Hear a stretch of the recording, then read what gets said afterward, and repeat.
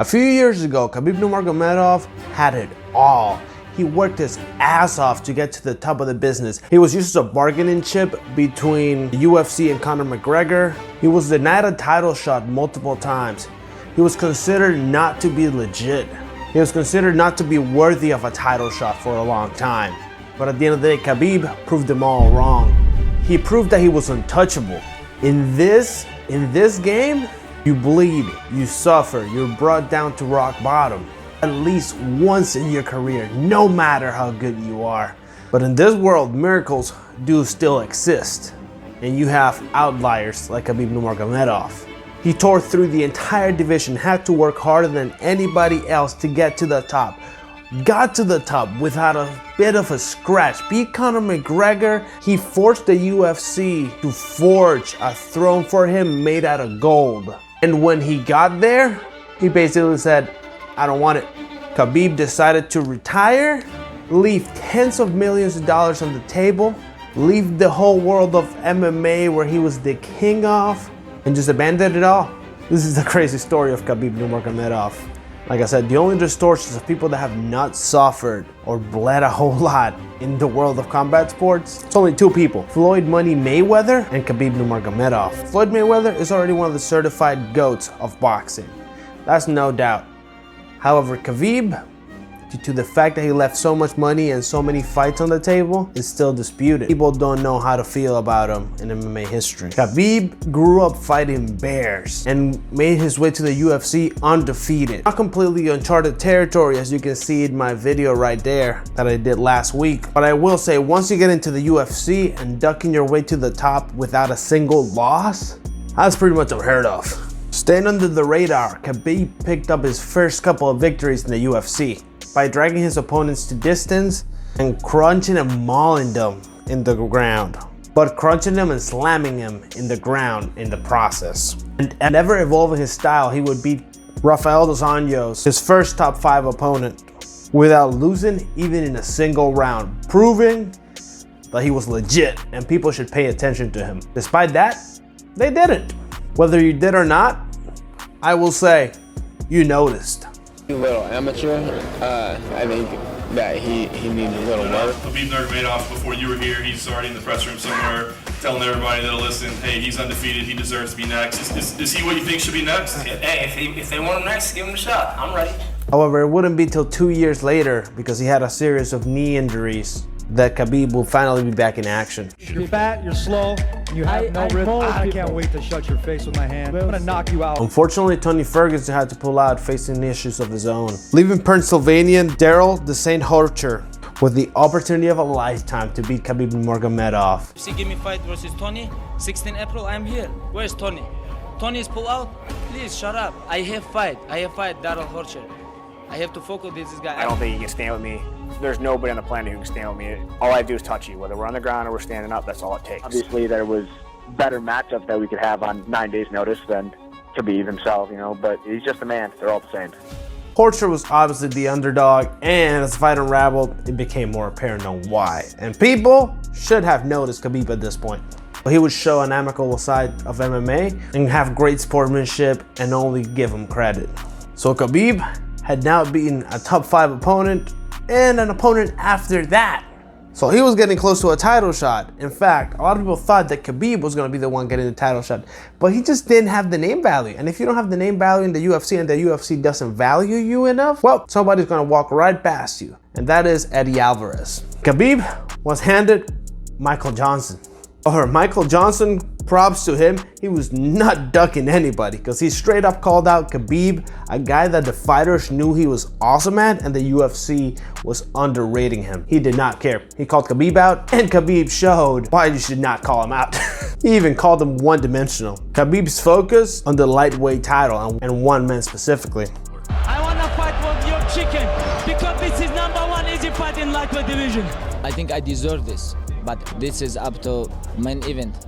Because if Conor win, of course he no take this fight. Who presented the toughest challenge in your opinion? I mean, that's got to be Khabib. I mean, come on. I mean, he's just Khabib would finally get the shot of the strap in 2018. But 5 months before, he would actually be handed Edson Barboza. Barboza was nothing to slouch at. In his last 3 fights, he had had 3 convincing decisions. He had three convincing finishes. The fight itself, though, felt like a slow, brutal execution. A fight of the night and a reminder of how good Khabib really was. And Khabib would do it once again. Call out Conor McGregor. The UFC is not paying attention to him. Now, if UFC give me 1 hour rest, I can fight one more time with Conor or Tony. That's no problem. Nah, Khabib looked terrible in that fight. He's just barreling down, coming straight forward like a tank. You know, I got a little more style than I got a little more. I think it's a bit vain, but Khabib, because I'm probably his biggest fan in the UFC, so. You really think he looked terrible in that fight? Khabib?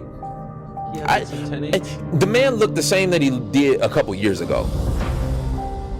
Lightweight title had to be vacated due to some other injuries for Tony Ferguson and some other drama that I won't go into. Khabib will be given a lightweight title fight against Al Iaquinta. Al Iaquinta, former wrestling champion, and he showed it in there. He was able to get up from the ground from Khabib. Unfortunately for Al, Khabib had made considerable progress on his fighting, on his striking. And Al even referred to him as a monster after the fight, as Khabib would be crowned champion. At this point, Khabib was a quiet guy that was just doing his work in the ring and just leaving. He shows up at his job, performs like a madman, and then leaves. No big fuzz about it. And this is partially what the UFC didn't like, to be honest. But when you're on top, you're gonna get those loudmouths. And boy, do you have a loudmouth coming your way in Conor McGregor. And you also got a dolly coming your way, by the way. Both of their personalities were amplified in this spotlight. And this fight was considered one of the biggest fights of all time. However, a lot of people still consider, even though Khabib was a champion, still consider Khabib an enhancement for Conor McGregor. However, when the fight took place in the octagon, I am going to truly love putting a bad beating on this little glass jaw rat. You tap 3-4 times. You tap 4 times. So what? I'll tap your head off the canvas, kid. But the Irishman's dreams slowly turned into a nightmare. Khabib brought his best to the octagon and shortly brought his worst outside the octagon. I couldn't believe my eyes while it was happening. Oh no, total chaos here. A bittersweet ending to the sport's highest grossing pay-per-view, to be honest. That is about his cardio all the time, but who has Khabib faced that didn't look like that after 2 rounds? I just misinterpreted his efficiency. He was very efficient and he took shots well. A lot of people have been asking me questions like, what do I see weaknesses in Khabib's game, or where do I think he makes mistakes? And I don't really need him to be weak for me to be strong, you know? I don't need huge glaring holes. I'm gonna create them. What are your plans as champion? I just want to mold people. This is what I want to do. I'm gonna wrestle with him all night, make him tired and make him tap. This is my plan. A year later, after putting the ugliest scenes of his career behind him, Khabib returned to face another man that was tearing through the lightweight division. Poirier did not bring the drama like Conor, but he was a good fighter and an all-rounder, to be honest, and was killing everybody else in the division. It was just as good of a fight, to be honest. And Dustin actually did pretty good in the fight. However, ultimately, Khabib was just too good and got submitted in the 2nd round and got submitted in the 3rd round. And a great show of respect once again would happen after Khabib's fight, and the drama would be past him. If anything adversity's taught me in the past, is when times are good, be grateful. And when times like this, be graceful. And his feet are like hands, like his foot sweeps and the way he breaks you down, it's good, man. He's good. So good. You know, people know who both of these guys are. They know what they're both capable of, and that's why this fight is so big. Going to cause him some serious issues in there. He's not going to be able to do what he wants when he wants. And now he was about to face Justin Gaethje in Fight Island, but something was brewing underneath that nobody knew about. Something involving his family. An elite wrestler and a devastating striker were going head to head. What is the key to MMA? Striking or wrestling? We are about to find out, and no trash talk was necessary. What was supposed to be one of the toughest nights of Khabib's career, he just made it look like another day at the office. He does things to world-class guys that makes you just confused. And Khabib, in his humble manners like always, told his corner to calm down. But now the things that were brewing were about to come out. Today, I want to say, it was my last fight. I talked with my father, my mother, 3 days. I promise her it's gonna be my last fight. And if I give my word, I have to follow this. It was my last fight here. That was it. The guy at the top of the food chain was now gone.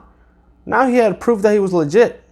2 fights after that, he's nowhere to be seen. It's kind of disappointing, but it is what it is. I guess we will never know. However, to be honest, if we're judging by the octagon, Jon Jones is a tough one to beat. And Khabib just didn't have enough fights in there against top people. So you make the call. I really don't know. But what I do know is that I made a video about Jon Jones that you can check out right there. And after watching that, you might be able to determine if Jon Jones is better or if Khabib is better. Another GOAT that now is no longer in the UFC because the UFC just didn't like him is Demetrius Johnson. You can check out his video right there. And I'll see you in those videos. See ya! Ballin' now, skirt down, all of these diamonds sold. Bought them for me with the yours now. You could drink it, but take it slow. Ballin' for you, falling for